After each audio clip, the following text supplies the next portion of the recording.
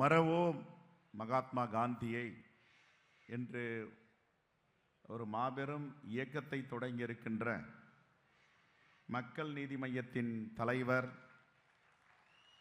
உலக நாயகன், மாநிலங்களவை உறுப்பினர் அண்ணன் கமலஹாசன் அவர்களை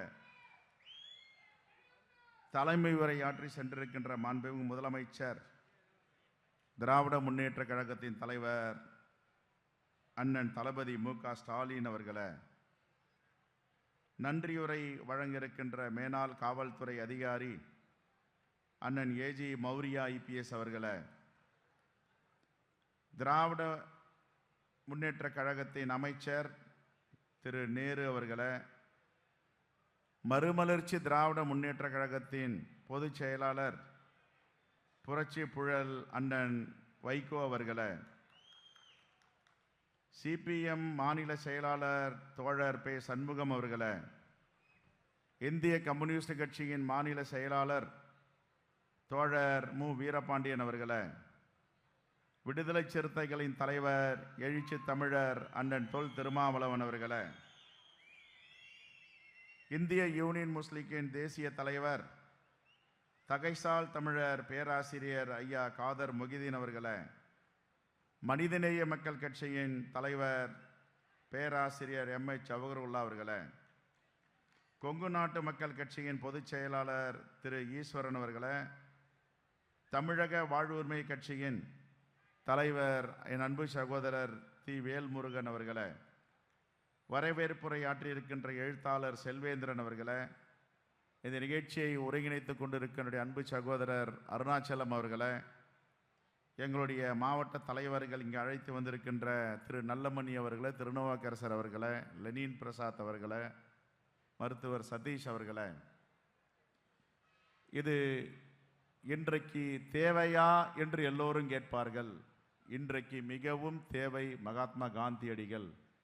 அதை யார் மறந்தார்களோ இல்லையோ, மறக்காமல் உலகநாயகன் அண்ணன் கமலஹாசன் செய்திருப்பது வரவேற்கத்தக்கது. காங்கிரஸ் பேரியக்கத்தின் சார்பாக அவருக்கு மனமார்ந்த நன்றியை நாங்கள் தெரிவித்துக் கொள்ளுகிறோம். இந்த மண்ணில் மனிதர்கள் உள்ளவரை மகாத்மா இருப்பார், அவரை யாரும் மறக்க முடியாது என்பதற்கு மதுரையில் இன்று சாட்சியாக இந்த நிகழ்ச்சியை அண்ணன் கமலஹாசன் அவர்கள் நடத்தி கொண்டிருக்கிறார். மகாத்மா காந்தியடிகளுக்கும் தமிழகத்திற்கும் என்ன தொடர்பு? குஜராத்தில் பிறந்தார். மகாத்மாகாவை தேசமே, அவரை உலகமே போற்றி கொண்டிருக்கிறது. அவருடைய பாடநூல் இல்லாத பல்கலைக்கழகங்களே உலகத்தில் இல்லை. அவருடைய திருவுருவச் சிலை இல்லாத நாடுகளே இல்லை. ஆனால் இந்தியாவில் என்ன நடந்து கொண்டிருக்கிறது? அது பராக் ஒபாமாவாகட்டும், உலகத்தில் உள்ள தலைவர்களாகட்டும், அனைவரும் மகாத்மா காந்தியை குறிப்பிடாமல் அவர்கள் அரசியல் நடத்துவதும் இல்லை, ஆட்சி பொறுப்பில் அமர்வதும் இல்லை. ஒவ்வொரு நாட்டு தலைவர்களும் அந்த தேச விடுதலைக்காக போராடுகிறார்கள். ஆனால் அந்த போராட்டத்தில் வெற்றி பெற்ற பிறகு அந்த நாட்டின் அதிபராக அவர்கள் தான் வருவார்கள். அது சிங்கப்பூர் லீக்குவானியாகட்டும், ஆப்பிரிக்கா நாட்டின் தலைவர் நெல்சன் மண்டேலாவாகட்டும், கியூபாவின் தலைவர் பிடல் காஸ்ட்ரோ ஆகட்டும், அமெரிக்க தலைவர்களாகட்டும், யார் யாரெல்லாம் அந்த தேசத்திற்காக போராட்ட குழு தலைவர்களாக இருக்கிறார்களோ அவர்கள்தான் தலைமை பதவியில் அமர்வார்கள். ஆனால் உலகத்தில் எடுத்துக்காட்டாக நாடு விடுதலை அடைந்தவுடன் மகாத்மா காந்தியடிகள், நான் அந்த பொறுப்புக்கு வரவில்லை, அந்த பதவி வேண்டாம், ஜவஹர்லால் நேரு இந்த நாட்டை வழிநடத்துவார் என்று சொன்ன மகான் தான் மகாத்மா காந்தியடிகள் அவர்கள். நாடு விடுதலை அடைந்து சுதந்திரம் கொண்டாடி கொண்டிருக்கிறார்கள். இந்தியாவில் அனைவரும் சுதந்திர காற்றை சுவாசிக்க தொடங்கிவிட்டார்கள். ஆனால் தலைநகரத்தில் இந்த விழா கொண்டாடப்படுகிறது. அன்று கூட அவர் தலைநகரத்திலே இல்லை. நவகாலையில் கல்கத்தா தலைநகரத்தில் இரத்த ஆறு ஓடுகிறது. மத கலவரத்தை இன்று இருக்கின்ற RSS, அன்று இருக்கின்ற இந்து மகாசபை துவக்கி இருக்கிறது. ஆனால் மகாத்மா காந்தியடிகள் அதை சரி செய்யும் பயணத்தில் அங்கே இருந்தாரே தவிர நாட்டு விடுதலை போராட்ட விழாவில் அவர் கலந்து கொள்ளவில்லை. அப்படிப்பட்ட மகாத்மாவை இன்று சிதைக்கின்ற வேளையில் ஒரு பாசிச ஆட்சி, மோடி ஆட்சி இறங்கியிருக்கிறது. அதைதான் இந்த காலகட்டத்திற்கு எதை கையில் எடுக்க வேண்டுமோ அதை மக்களின் மையத்தின் தலைவர் அண்ணன் கமலஹாசன் அவர்கள் எடுத்திருக்கிறார். இது கால சிறந்தது. உண்மையிலேயே நாங்கள் அவரை பாராட்டப்பட வேண்டியவர்களாக இருக்கிறோம், நன்றி கடன்பட்டவராக இருக்கிறோம். மகாத்மா காந்தி பெயரை சிதைத்தால் இந்தியாவில் உள்ள மக்கள் மனதில் இருந்து அவரை அகற்ற முடியுமா? இந்தியாவில் உள்ள மக்கள் மட்டுமல்ல, உலகத்தில் வாழ்கின்ற மக்கள் மனதில் எல்லாம் இதயத்தில் நிறைந்திருப்பவர் மகாத்மா காந்தியடிகள். ஒரு மோடியோ ஒரு RSS சித்தாந்தத்தின் அமைப்போ அதை சிதைக்க முடியாது என்பதற்கு பல முன்னுதாரணங்களை நாம் சொல்ல முடியும். ஆனால் இன்று என்ன நடந்து கொண்டு இருக்கிறது? மகாத்மா காந்தியடிகளுடைய அருகில் இருந்த ஜவஹர்லால் நேரு அமைச்சரவையில் இருந்த சர்தார் வல்லபாய் பட்டேலை தூக்கி பிடிக்கிறீர்களே, மகாத்மா காந்திக்கு என்ன ஆனது? மகாத்மா காந்தி புகழை உங்களால் அழிக்க முடியுமா?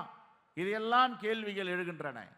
ஒரு திட்டத்தின் பெயரிலே மகாத்மா காந்தி பெயரை அகற்றிவிட்டால், ஆனால் தேசத்தின் மனதிலே அவர் பெயரை அகற்ற முடியுமா? இப்படிப்பட்ட இந்த பாசிச சக்திகளை அகற்ற வேண்டும், அடையாளம் கொள்ள வேண்டும் என்றுதான் நாம் இங்கே கூடியிருக்கிறோம். 1942ஆம் ஆண்டு ஜூன் மாதம் 6ஆம் தேதி மகாத்மா காந்தியடிகள் லூயி பிஷர் அவர்களுக்கு ஒரு பேட்டி அளிக்கிறார். எவ்வளவு பெரிய தீர்க்க தரிசி! அவர் சொல்லுகிறார், 2ஆம் உலக மகா யுத்தம் நடந்து கொண்டு இருக்கிறது. உலக மகா யுத்தத்தில் நாஜிக்களை ஒழிக்க வேண்டும், நாஜிக்களை அகற்ற வேண்டும், ஜனநாயக சக்திகள் ஒன்று திரள வேண்டும் என்று எல்லா நாடுகளும் ஒன்று கூடி பேசுகிறார்கள். ஜனநாயகத்தை மலர செய்ய வேண்டும் என்றால் நாம் அனைவரும் ஒன்று கூட வேண்டும் என்று ஒன்று கூடினார்கள். நாஜிக்களை விரட்டினார்கள், ஜனநாயகம் மலர்ந்தது. அப்பொழுது ஜூன் மாதம் 6ஆம் தேதி மகாத்மா காந்தி 1942 லூயி பிஷரிடம் பேட்டியளிக்கும் பொழுது சொல்லுகிறார், நாம் ஜனநாயகத்தை மலர செய்து விட்டோம், நாஜிக்களை ஒழித்து விட்டோம், பாசிசம் வளராது அப்படி என்று நான் கருதவில்லை. யார் யாரெல்லாம் இதற்கு தலைமை தாங்கி இந்த ஜனநாயகத்தை மலர செய்தார்களோ அவர்கள் ஒரு நாளைக்கு பாசிசத்தை மீண்டும் தலை தூக்க செய்வார்கள். பாசிசம் வளரும். இதை ஒழிப்பதற்கு காலங்கள் தேவையில்லை. இந்த மண்ணில் மனிதர்கள் உள்ளவரை இந்த பாசிசம் வளரக்கூடாது என்று பேட்டி கொடுத்தார. எவ்வளவு பெரிய தீர்க்கதரிசி அவர்கள்! 2026 என்ன நடக்கிறது? இதை 1942 சொல்லி இருக்கிறார் என்றால் அவருக்கு பெயர் தான் மகாத்மா. அவர் இல்லாமல் இந்த தேசம் இல்லை. இந்த தேசத்தில் மக்கள் வாழ்கின்ற வரை மக்கள் மனிதர் வாழ்ந்து கொண்டிருப்பார் மகாத்மா என்பதுதான் யதார்த்தமான உண்மை. இதை புரிந்து கொள்பவர்கள் புரிந்து கொள்ள வேண்டும். இங்கே வரவேற்புரையில் மிகவும் அழகாக சொன்னார் ஆசிரியர் எழுத்தாளர் செல்வேந்திரன் அவர்கள். சொல்லும் பொழுது மகாத்மா காந்தி 6 முறை மதுரைக்கு வந்தார். ஒரு முறையும் ஒரு புரட்சியை செய்துவிட்டு சென்றிருக்கிறார். அது ரவுலட் சட்டமாகட்டும், ஒத்துழைமை இயக்கமாகட்டும், ஆலய நுழைவு போராட்டமாகட்டும், எல்லாவற்றையும் தமிழ்நாட்டில் அரங்கேற்றி இருக்கிறார். அது மட்டுமல்ல, இந்தியாவில் வாழ்கின்ற மக்களுடைய நிலை என்ன, தமிழ்நாட்டில் எவ்வளவு பேர் முழு ஆடையோடு இருக்கிறார்கள், இதையெல்லாம் கருத்தில் கொண்டு தன்னுடைய மேலாடையை துறந்து இந்தியாவிற்கே தமிழ்நாட்டில் இருந்து வழிகாட்டிய மகாத்மா காந்தியடிகள் தன்னுடைய மேலாடையை உதறி தள்ளினார். எப்பொழுது இந்தியர்கள் அனைவரும் மேலாடை அணிகிறார்களோ, முழு ஆடை அணிகிறார்களோ, அப்பொழுது நான் ஆடை அணிகிறேன் என்று சபதம் ஏற்று ஒரு துண்டோடு இங்கிருந்து சென்றவர் தான் இந்தியா முழுவதும் திரும்பி பார்க்க வைத்தார். உலகமே பாராட்டியது. அப்படிப்பட்ட மகாத்மா காந்தியடிகள் பெயரை ஒழிக்க முடியுமா என்ற கேள்வி பாசிச சக்திகளுக்கு மதுரை மண்ணிலிருந்து கேட்கிறோம். அது மட்டுமல்ல, வைத்தியநாத ஐயரிடம் அழைத்து மதுரை மீனாட்சி அம்மன் கோவிலில் ஆலய பிரவேசம் செய்ய வேண்டும், எல்லோருக்கும் ஆலய வழிபாடு உரிமை வேண்டும் என்பதை எத்தனை ஆண்டுகளுக்கு முன்பால் சிந்தித்திருக்கிறார். இப்படிப்பட்ட மகானை இவர்கள் ஓரங்கட்ட முடியுமா என்ற கேள்வி. ஆனால் எத்தனை அவதாரம் எடுத்து வந்தாலும், எத்தனை வேஷங்கள் கட்டி வந்தாலும் மகாத்மா காந்தியை இந்திய மக்களிடம் நீங்கள் அகற்ற முடியாது என்பதை நீங்கள் புரிந்து கொள்ள வேண்டும். இங்கே இதை தோற்றுவித்திருக்கின்ற இந்த இயக்கத்தை ஒரு கமலஹாசன் இல்லை, அவருடைய உருவில ஆயிரக்கணக்கான கமலஹாசன்கள் உங்களை தோற்றடிப்பார்கள். இதுதான் யதார்த்தமான உண்மை. ஆகா கான் சிறையில் 21 நாட்கள் உண்ணா நோன்பு இருக்கிறார் தேச விடுதலைக்காக. எல்லா பிரிட்டிஷாரும் சொல்லுகிறார்கள் 20 நாள் முடிந்து விட்டது, 21வது நாள் அவர் உயிர் துறப்பார்.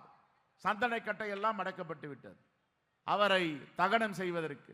ஆனால் அவர் உயிர் பிய்த்துக் கொண்டார். என்ன சொன்னார் தெரியுமா?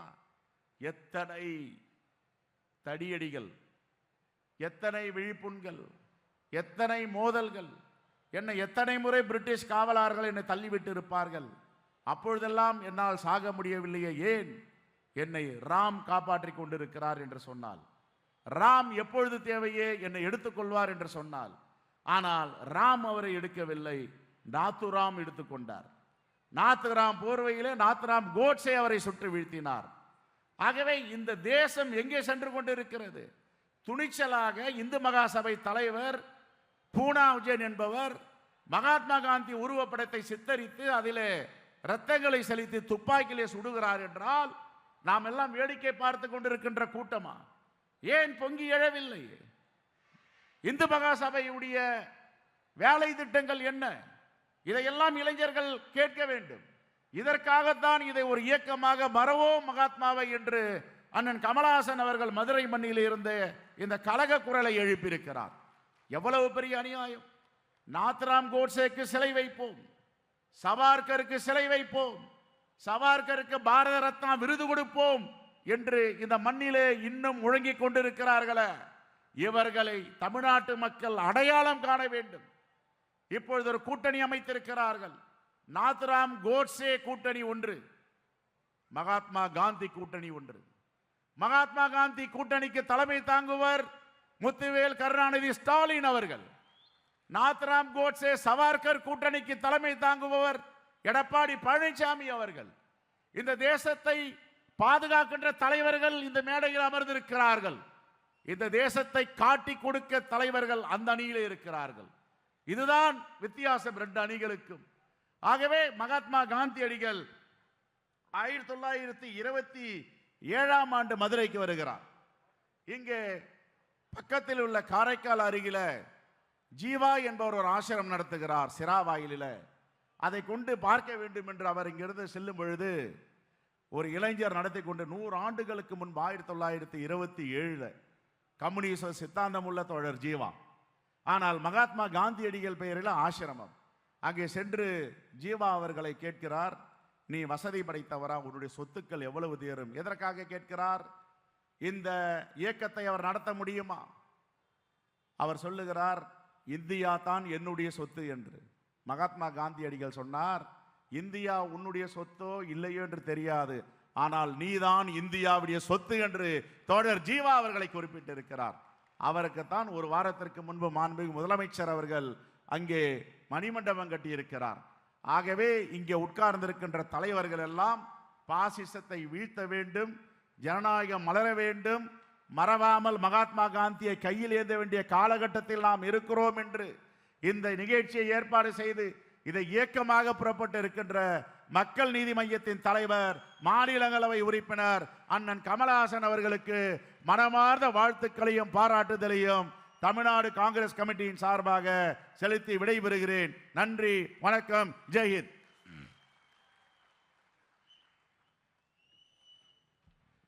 ஆளுமைமிக்க உரைக்கு எங்களுடைய அன்பும் நன்றியும். அண்ணன் செல்வ பெருந்தகை அவர்களுக்கு நம்மவர் அவர்கள் சிறப்பு செய்கிறார்கள்.